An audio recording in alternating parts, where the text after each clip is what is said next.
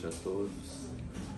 Nós sempre colocamos que Jesus nos envolva para que nós tenhamos uma noite bem alegre, bem produtiva e bem simples, que é como Ele nos convida a viver para sermos mais harmônicos.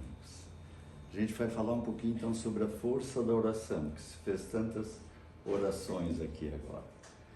E se sabe, perguntando para as pessoas sobre oração, todas dizem assim, faz bem, me faz um bem, faz bem para quem eu oro. Só que essa colocação não é uma colocação para a academia, para a ciência. E a ciência então questiona por que faz bem. E é interessante que diversas universidades em todo o mundo têm estudado a espiritualidade e questões como a oração. Então, por que faz bem? O que acontece quando nós estamos orando? Quando a gente pega uma tomada, se vocês quiserem, pode testar em casa, botar o dedinho numa e o dedinho na outra, vai dar barato. Aquele barato é que uma tem 220 ou 110, a outra é 0. Tem uma diferença de energia, que se chama diferença de potencial, ou uma voltagem.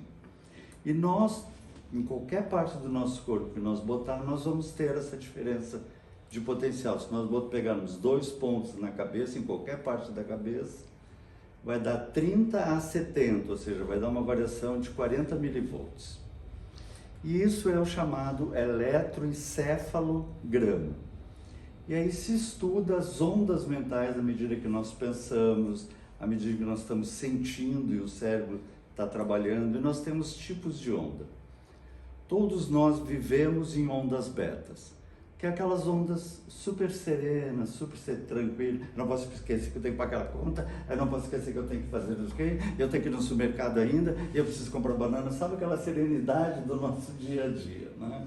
Que se chama ondas betas, né? A gente fica sempre, porque eu não posso esquecer disso, daquilo. Quando a gente entra em oração, olha que lindo isso, é medido em laboratório. A gente entra em ondas alfa, é bem mais sereno.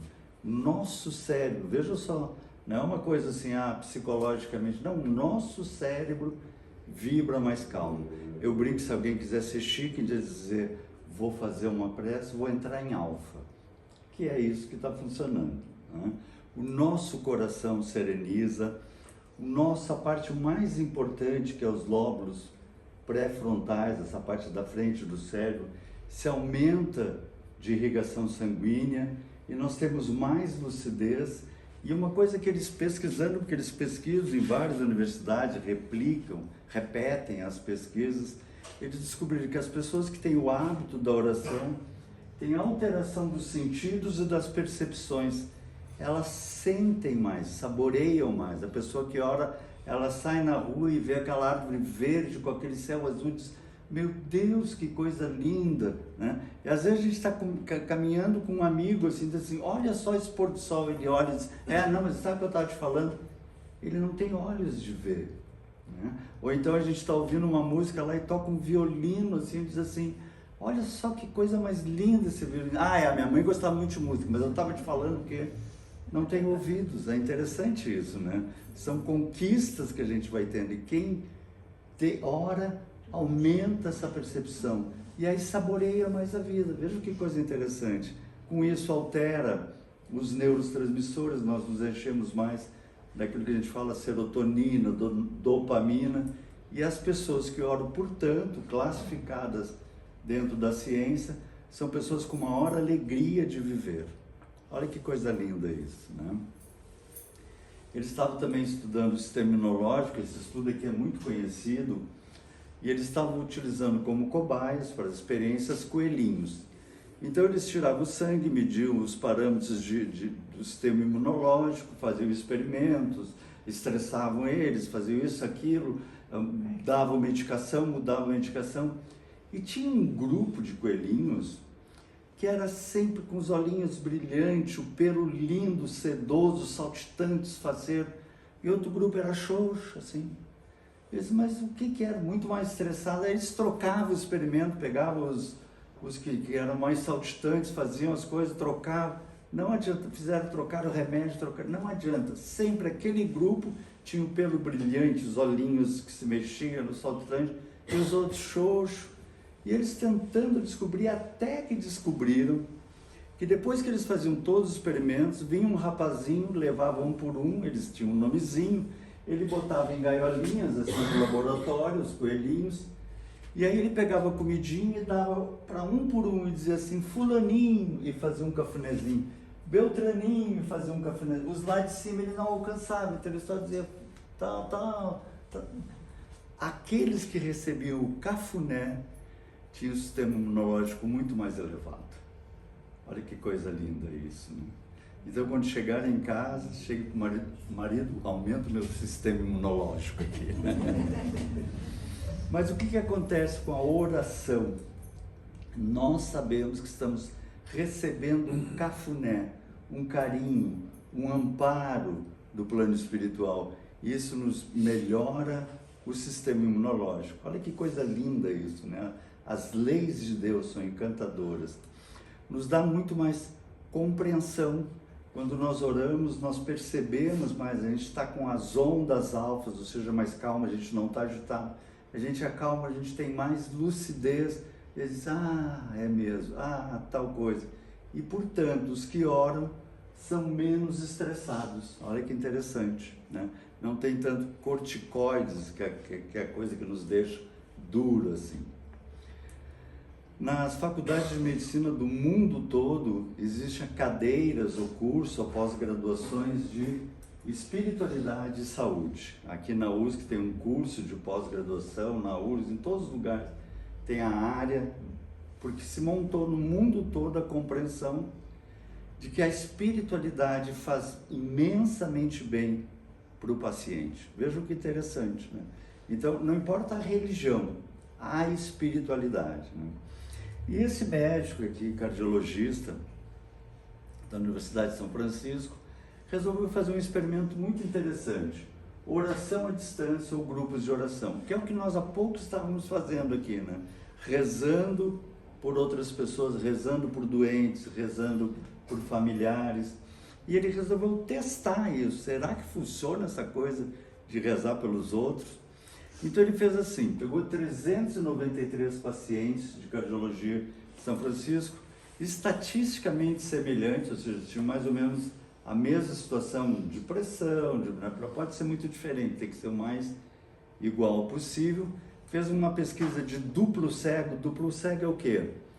Nem os enfermeiros e os médicos estavam sabendo dessa pesquisa, nem os pacientes estavam sabendo, porque é interessante isso. Se o médico fica sabendo, ou se uma enfermeira fica sabendo, ela está recebendo oração, aí já bota uma energia diferente. Então ninguém sabia, só a diretoria do hospital que pediu permissão, e era uma coisa duplo cego, nem pacientes, nem médicos e enfermeiros sabiam. Dividiu em 2 grupos, sorteou, pegou aqueles 395, sorteou, fez 2 listas, e uma lista eles deram para pessoas, grupos de oração, reza por essas pessoas. Ninguém sabia quem era. Alguns grupos, mais tarde eu vou falar, pediam foto ou mais detalhes, mas a maioria sim, só reza por essas pessoas. E o outro grupo não recebia prece nenhuma. Resultado, todos os que receberam orações se sentiram melhores. Olha que interessante isso é trabalho científico, né?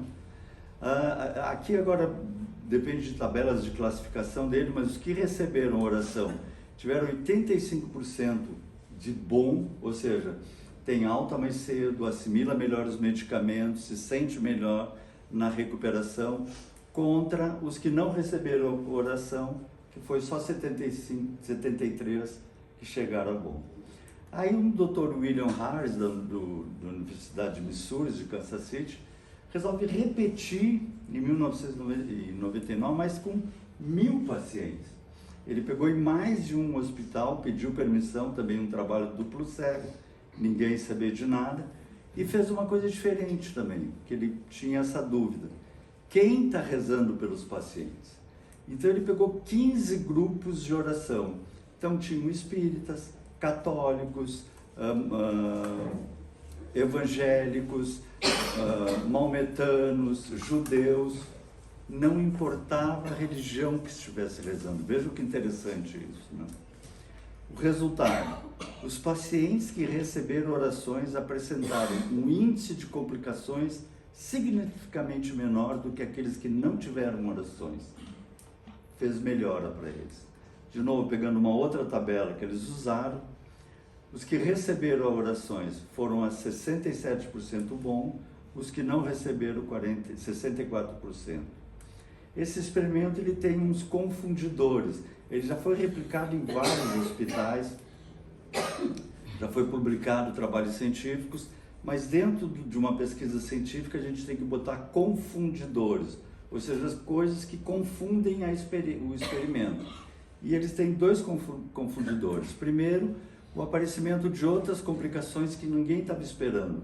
A pessoa desenvolve uma outra patologia, uma outra comorbidade, ou ela pega uma infecção hospitalar, aí não perde a validade, ela pode estar sendo atendida ou não, mas então isso é um problema. E o problema maior, que aí é engraçado, mas esse não tem como solucionar, é que nem médicos nem pacientes, ninguém está sabendo desse experimento. É um experimento que só a direção do hospital faz e eles fazem por fora. É a obtenção de grupos puros. O que é grupos puros? Eles sorteiam, eles pegam, por exemplo, esses 1000 pacientes, 500 vai receber a oração e 500 não vai receber a oração. Agora imagine se naquele grupo dos 500 que não vai receber a oração é um trabalhador da casa espírita aqui. E dá-lhe prece da casa espírita, dá-lhe sessão ajudando ele. Ele pode não estar no grupo de oração daquele grupo, mas ele está recebendo prece. Então não dá para chegar para os pacientes e dizer, olha, para os familiares, não rezem por ele que a gente está fazendo uma pesquisa, não dá para fazer isso, né? Mas de qualquer forma são estudos muito interessantes, assim. Um outro grande pesquisador, o Dr. Andrew Newber, na Faculdade da Pensilvânia, ele fez vários estudos sobre essa área de espiritualidade. Ele tem os livros, o cérebro, veja que interessante, Deus e o cérebro, ou por que nós acreditamos no que acreditamos, a partir dessas ideias da crença, da fé e da espiritualidade.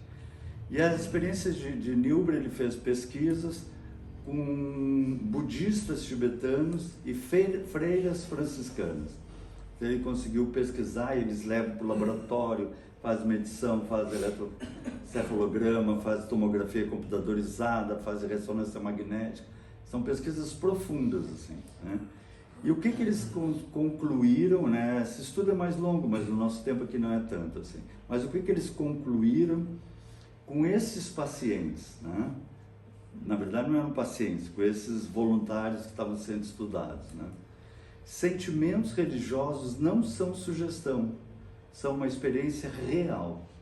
Olha que interessante isso. Esse próprio Newber depois fez pesquisas sobre terapia de vidas passadas.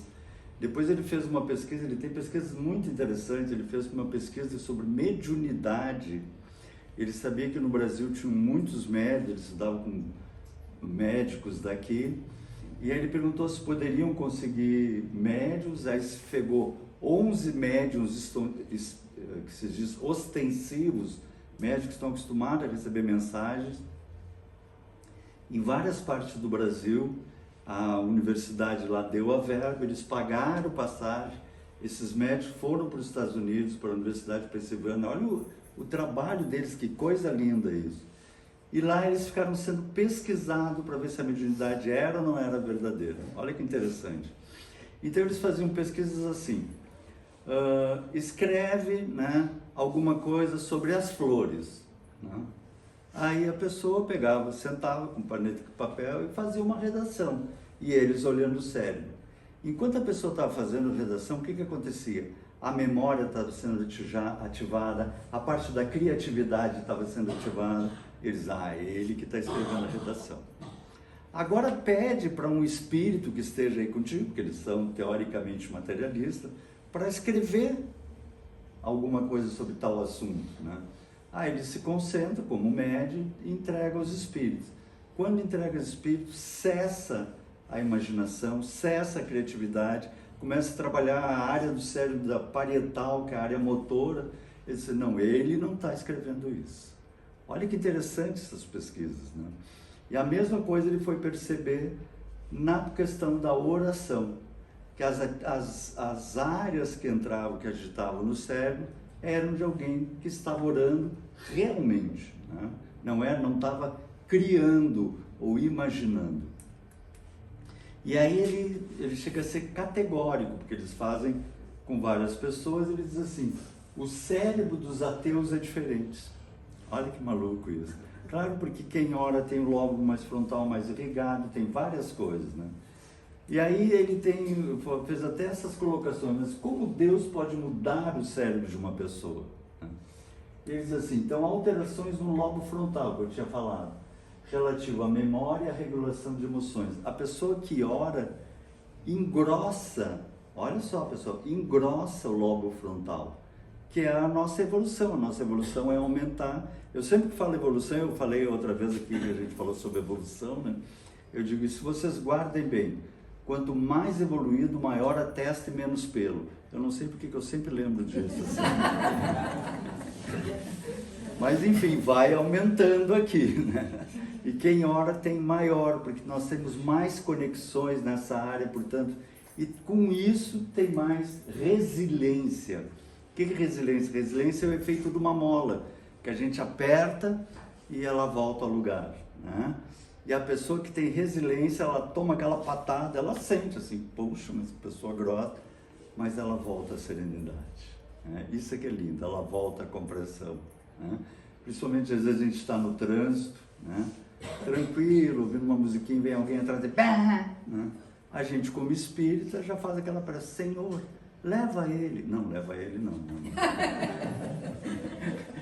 Mas que ele seja abençoado e a gente mantenha a nossa paz, né? O nosso querido André Luiz, ele diz essa frase que eu acho linda. Orar constitui fórmula básica de renovação íntima, pela qual o divino entendimento desce do coração da vida para a vida do coração. Olha que lindo isso, a gente tem uma outra compreensão que vem do alto, e a gente, não é que a gente perdoe, uma vez aconteceu com o Mahatma Gandhi, ele estava numa reunião com os ministros ingleses e tal, e um ofendeu ele terrivelmente, assim, disse horrores, assim. E aí o discípulo do Gandhi que estava do lado disse assim, mestre, perdoa. Ele disse, não, bem alto assim, aí ficou todo mundo assim. Ele não me ofendeu. Então quem tem esse hábito de orar, de amar, nem se ofende, né? Reza, fica com pena, mas segue o seu caminho. Altera o sistema límbico, que é o nosso sistema mais primitivo, de ataque ou fuga, essa coisa de alguém buzina e dá aquela coisa assim, né? Que dá onde tem as correntes do medo, do desânimo, que são o nosso cérebro, no tempo que nós éramos réptil, reptiliano, paleomamífero, esse é um cérebro novo que nós temos, mas a gente ainda tem essas atividades internas. E ele atua nessa área, criando mais ligações e nos dá mais enfrentamento. A pessoa que ora diz, não, vamos lá, né? Deus é grande, vamos lá, né? E a gente vai com outra capacidade de enfrentar as coisas. A meditação e a oração ajudam a melhorar a relação consigo mesmo e com os outros. Olha que lindo isso. Um outro grande pesquisador, um canadense, neurocientista, Mário Burregar, ele tem esse livro aqui, O Cérebro Espiritual, já foi traduzido agora. E aqui, olha só, um cérebro normal e um cérebro em oração, né? E ele fez pesquisas com monjas beneditinas, analisando o cérebro delas enquanto elas oravam. E elas narraram para ele experiências de transcendência, que ela dizia. Então, assim, tive uma experiência que eu sabia ser sagrada, ou seja, é algo além da nossa capacidade de percepção.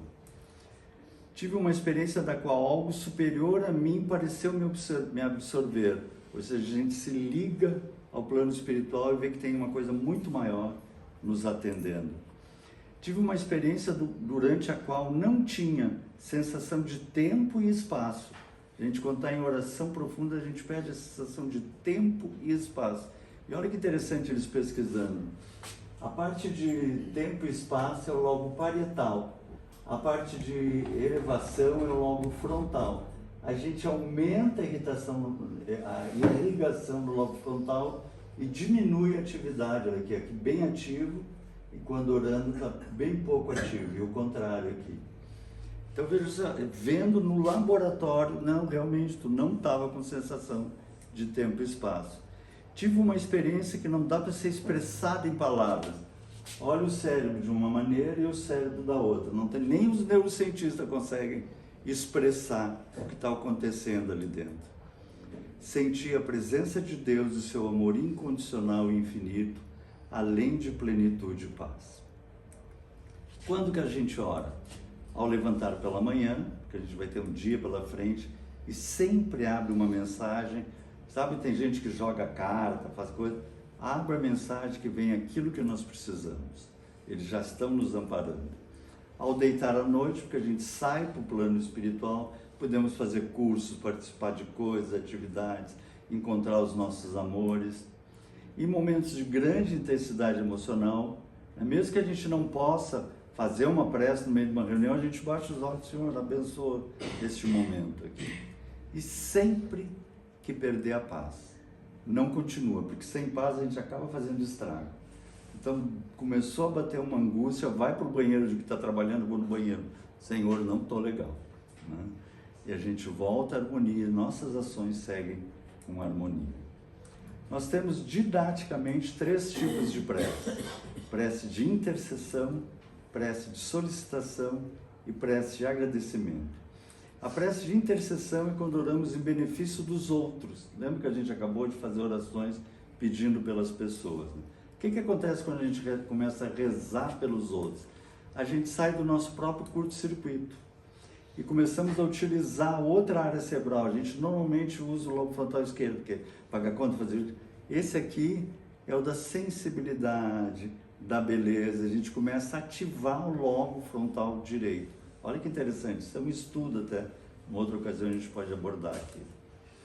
Praticamos a compaixão, né? Querer que a pessoa saia do sofrimento, que é o exercício por amor. E o que é interessante é que quando nós começamos a rezar com amor, eles descobriram, nós estávamos em alfa, né? Nós vamos para onda gamas, que são ondas extremamente curtas. Mudamos o nosso cérebro, que o André Luiz chama as frequências do amor. Olha que lindo isso, é o nosso cérebro ativado. Ele diz assim, não há frequência mais alta de que uma mãe rezando por um filho.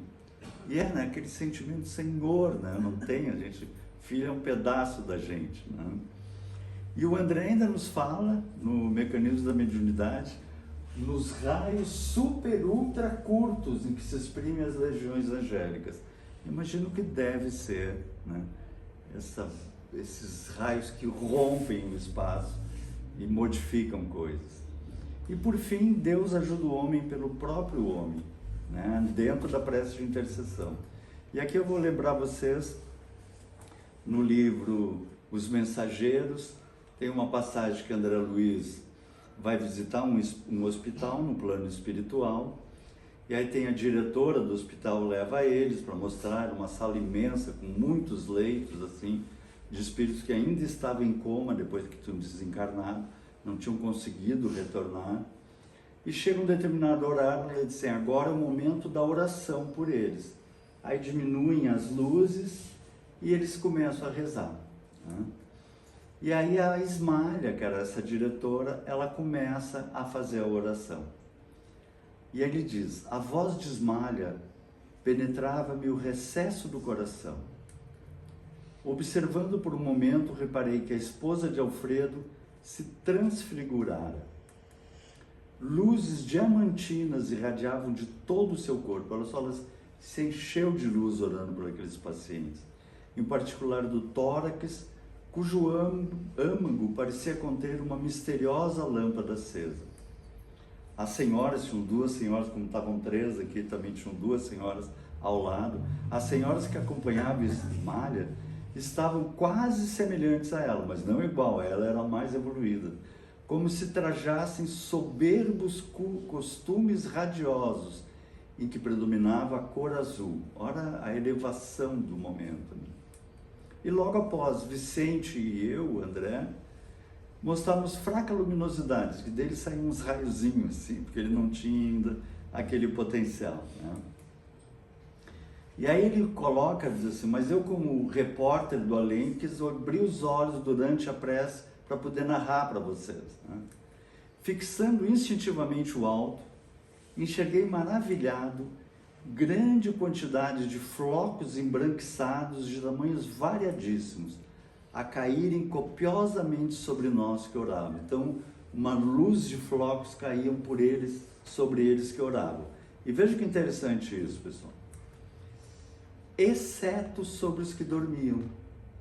Ou seja, eles estavam rezando por aqueles pacientes, caiu uma luz imensa sobre eles, mas não caía nada sobre os pacientes. Olha que interessante isso, pessoal. E isso é mágico a gente entender na prece pelos outros. Os flocos de leves desapareciam ao tocar-nos, começando, porém, a sair da fronte do peito, grandes bolhas luminosas elevando-se no ar e atingindo os pacientes. Então, quando a gente está rezando por alguém, desce sobre nós e de nós vai para a pessoa. Então, quando vocês estiverem meio depressivo, meio mal, pega o guia telefone e começa, fulano, reza, ajuda eles, porque vai fazer uma lavagem. Olha que linda a lei de Deus. Quanto mais tu está querendo ajudar, tu é o primeiro a receber. Né? E eles receberam, e alguns acordaram, foi muito bonito, deixo para vocês lerem. E aí o aniceto, referente à luz que a Ismária tinha, e a luzinha que o André tinha, ele diz assim, cada um de nós somente poderá auxiliar os semelhantes e colaborar com o Senhor com as qualidades de elevação já conquistadas na vida. Ou seja, quanto mais a gente se eleva, mais a gente é útil. Prece de agradecimento, né? O que a gente vai agradecer? Meu Deus, pela vida, né? Imagine que mandasse, eu seguido repito isso, que mandasse vocês, olha, agora nós vamos te tirar daqui e vamos te mandar para um paraíso, mas olha, um paraíso, assim. Tem cada nascer de sol mais lindo, cada pôr do sol mais enlouquecido, tem flores, cada uma com uma cor e um perfume, tem frutas, cada uma uma forma e um sabor, tem passos, cada um com um colorido e com um canto. É a terra, pessoal. E a gente que não conhece meu vizinho, né? Eu me lembro que uma vez eu fiz uma palestra, assim, uma senhora levantou e disse, eu achei linda a sua palestra. Eu digo, obrigado, mas tu não conhece o meu marido. Eu digo, acabou, ela estava presa naquele curto-circuito, né? E não consegue perceber o paraíso que nós estamos. E sair dessa tic-tic-tic, porque lá estão roubando, porque lá não sei o quê. Vamos ser felizes, né? Tudo que nós recebemos de informação agora, que coisa mais linda, os amores que nos acompanham na nossa vida, familiares, amigos, sempre nos estimulando, compreender a lei da evolução, que sempre queremos mais, isso é uma lei de Deus, sempre querer mais. Se nós não quiséssemos mais, nós estávamos lá nas cavernas ainda, mas não, vou ver o que tem lá, vou ver ainda adiante, e agora hoje nós estamos aqui. Mas nós não podemos ser como aquela menina rica que tem todas as bonecas, mas não tem aquela, né? Então a gente, Senhor, obrigado por tudo, mas eu não tenho ainda. Não, vai ser feliz, né? Busca-se o mais, saboreando o que já tem. Né? Como dizia o nosso querido Paulo, aprendi a contentar-me com o que tenho. E ele escreveu isso preso em Roma, esperando a decapitação. Porque ele estava em outro patamar já. Ou seja, a vida simples. Como é bom quando a gente é simples, não tem que mostrar nada para ninguém, não tem que aparecer nada para ninguém, só saborear a beleza de viver. Quem que eu sou? Sou filho do seu Beltrano, da dona Ciclano, não tem que parecer nada, eu quero viver em paz. E por fim a gente vai fazer então a que a gente nunca faz, pedir. Né? A gente sempre agradece, reza pelos outros, de vez em quando a gente pede alguma coisa, né? Parece de solicitação. E aí o nosso amorzão Jesus nos diz, naquele tempo disse Jesus aos seus discípulos, quando orardes, não useis muitas palavras como fazem os pagãos. Eles pensam que serão ouvidos por força de muitas palavras. Não sejais como eles. E olha o que ele fala agora. Pois vosso Pai sabe do que precisas. Deus sabe o que a gente precisa. muito antes que vós peçais. Então o que a gente pode pedir para Deus? Pai, seja feita a vossa vontade, porque a vossa vontade é o melhor para mim, que eu possa o máximo me entregar a Ti. E uma passagem que me toca profundamente é um momento em que João Batista vai ser batizado por Elias, e o Elias diz assim, não, mas tu que tinha que me batizar, não eu te batizar. E o Jesus diz, não, me batiza para que se cumpram as Escrituras. E quando ele vai batizar, diz que uma voz divina assim, chega para o João e diz assim, este é meu filho amado, em quem encontro alegria. Olha que lindo isso. Então uma coisa que eu sempre peço, Senhor, me ajuda a te alegrar. Porque eu sou um panaca, um abobado, sei pensar, mal sei amar, mas que eu possa ser aqueles aluninho burrinho, mas que está se esforçando para ser legal, assim, né? Que a gente possa alegrar o Pai e que Ele faça vontade. E quando a gente faz isso, vem uma compreensão do alto muito maior, uma claridade divina. Se a gente abre uma mensagem, vem a mensagem certa. A gente sente a presença dos amigos espirituais conosco. E como diz no Evangelho, e será salvo, tu e tua casa, se orares com Jesus. Nosso tempo esgotou. Era isso. Obrigado.